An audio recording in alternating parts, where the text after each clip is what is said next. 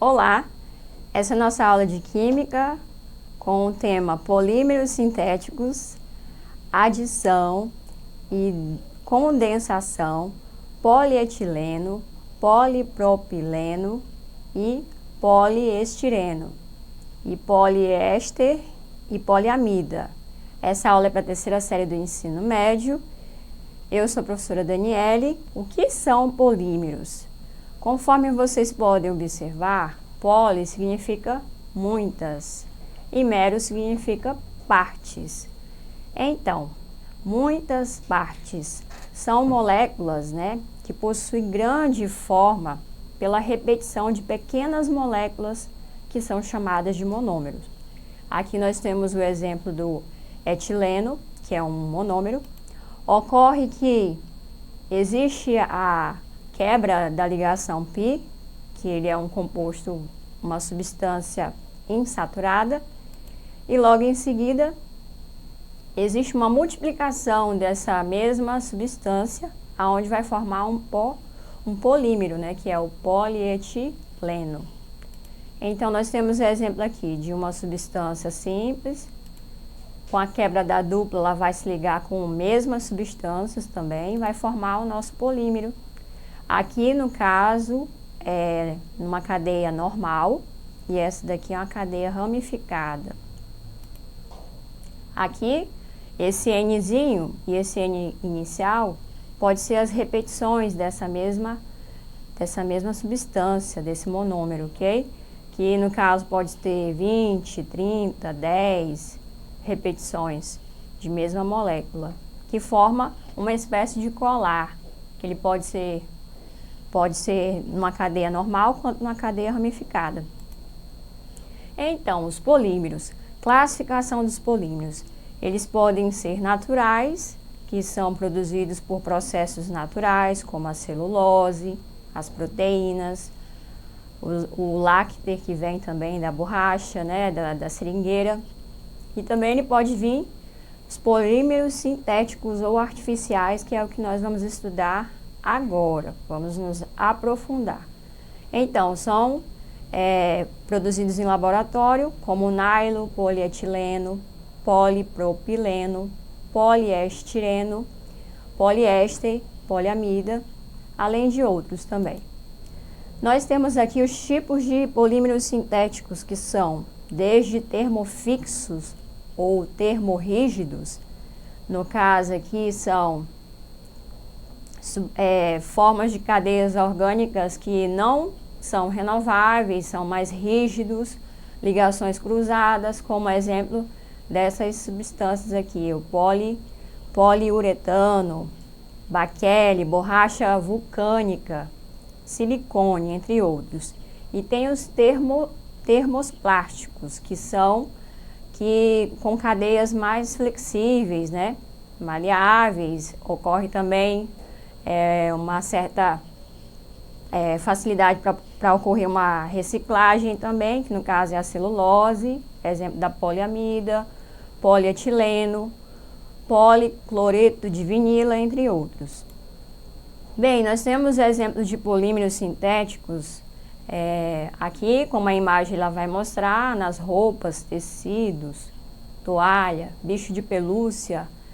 E quando você vai olhar, às vezes, o código, do material, você vai ver lá que existem restrições que precisam ser cumpridas para não danificar esse material, que é um polímero, que é formado por polímero, como aqui que você pode observar que não pode passar ferro, entre outras recomendações.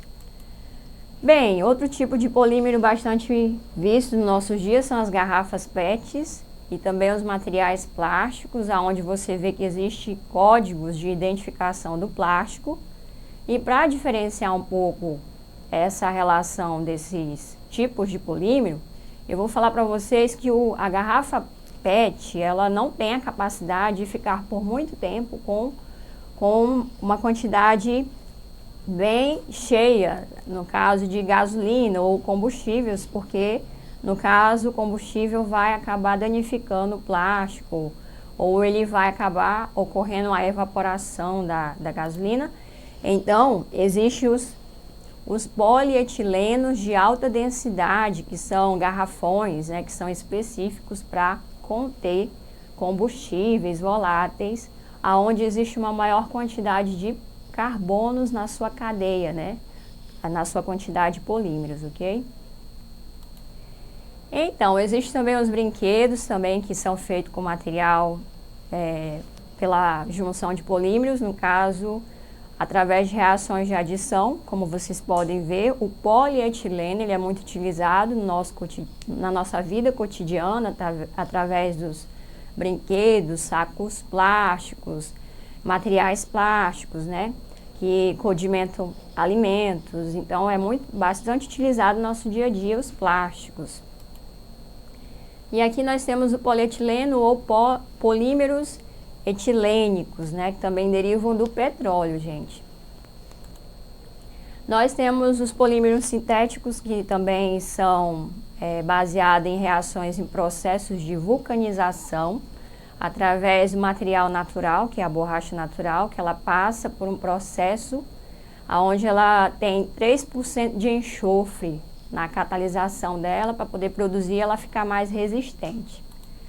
Nós temos também, além da vulcanização, o exemplo de polímeros do nosso dia a dia, que está desde os tecidos, né, como lã, seda, algodão, poliéster, poliamidas, poliuretanos também, que são utilizados, como você pode ver nessa imagem de tecelagem.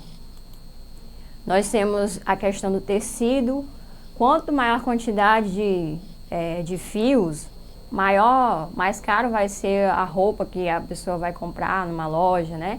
Então, isso vai determinar também a qualidade do material, né? A questão dos fios que são usados para fazer a própria roupa.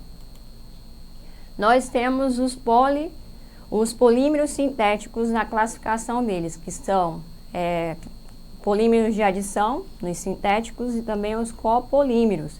Nós temos aqui o exemplo de uma substância aqui, uma cadeia simples, que ela tem uma dupla ligação, na presença de um catalisador e numa pressão específica e calor, ela vai fazer a junção, né, de várias partes com a mesma substância, com o mesmo monômero. No copolímero, nós temos a presença de catalisador metálico e também a diferença de substâncias, né? Aqui você vê que é um monômero A e um monômero B, que vai reagir na presença de um catalisador e numa determinada pressão e temperatura para poder formar. O polímero ele vai se basear na quantidade do N aqui, ó, pode ser 10, como eu falei, 20, 30, independente, pode ser a quantidade bem elevada.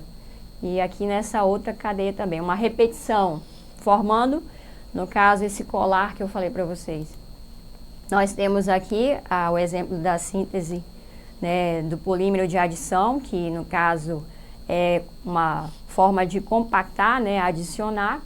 Exemplo aqui nós temos o etileno e o polipropileno também, que tem pressão e temperatura e um catalisador específico para poder ocorrer essa reação, que ocorre muito, principalmente no petróleo, gente. Temos aqui a quantidade do N, que vai variar dependendo da cadeia, né? Se for uma quantidade bem elevada, ele vai colocar aqui, ao invés de fazer o desenho da cadeia, né? Então, ele vai simplificar através dessa quantificação. Nós temos aqui o exemplo da adição, onde vai existir uma quebra da dupla, como nós vimos, que é o polipropileno, e vai ocorrer numa pressão, temperatura, através de um catalisador, ele vai formar essa estrutura aqui, e que vai se delimitar também a questão da quantidade, né? Pode ser uma infinidade de quantidades para poder produzir esse polipropileno. Nós temos outro exemplo também, que vai ocorrer a quebra dessa ligação π, nas condições ideais para poder formar essa estrutura, que vai delimitar também a quantidade de acordo com o tamanho do polímero. Aqui nós temos os polímeros sintéticos, que são utilizados principalmente no silicone, né? Você pode observar que essa estrutura aqui, ó, ela vai se repetir várias vezes, que é o silicone, que é utilizado também, né, como prótese, também como materiais de criança, né, no caso mamadeira, chupeta. Aqui nós temos o nylon, né, que ele é utilizado também em barracas, na construção. E nós temos o outro tipo de polímero que é de condensação ou de eliminação. Nessa estrutura aqui, no somatório das duas, ele vai eliminar água. Então nós temos a água eliminada e aqui a formação dessa estrutura, que vai depender da repetição para poder saber que tamanho é esse polímero. Nós temos outro exemplo também, que é a reação de um ácido mais um de álcool, que ele vai produzir, ele vai formar esse poliestireno, ele vai formar um éster, ok? E também vai liberar água no final. Nós temos outro exemplo de condensação de uma substância, uma diamina, reagindo mais um ácido carboxílico, que vai formar uma poliamida, né? E vai liberar água no final também. E nós temos aqui para completar também no caso a condensação também, observando a interação desse ácido com essa amina, que vai estar presente um catalisador, pressão e temperatura específica, que vai formar essa estrutura que vai liberar água e dependendo vai ter a quantidade de repetições para poder formar esse polímero aqui, ó. Ela vai se repetir 20, 10 vezes, dependendo da cadeia. Existe também o polímero também relacionado ao Kevlar, que é no caso usado em esqui, né? Desde o esqui até a prova de bala, que é utilizada essa amida, essa repetição, que existe uma quantidade de matéria muito grande, né, para poder formar esse colete de balas, né. Nós temos aqui exemplo no nosso dia a dia como é que é usado esses polímeros, a linha do tempo, né, que ela está contando aqui, no caso desse pneu, né, que é uma charge, que vocês podem observar. E a grande problemática, gente, é a questão da decomposição de materiais plásticos, que dura em média de 300 a 450 anos para se decompor. Os polímeros sintéticos, né? Então, eles têm esse problema para a nossa sociedade hoje. Como solucionar isso, né? Muitos animais até morrem por conta disso, né? Porque acabam consumindo material plástico. E aqui nós temos um exercício, uma prova do Enem de 2021. E ele está querendo saber como que vai formar essa substância aqui.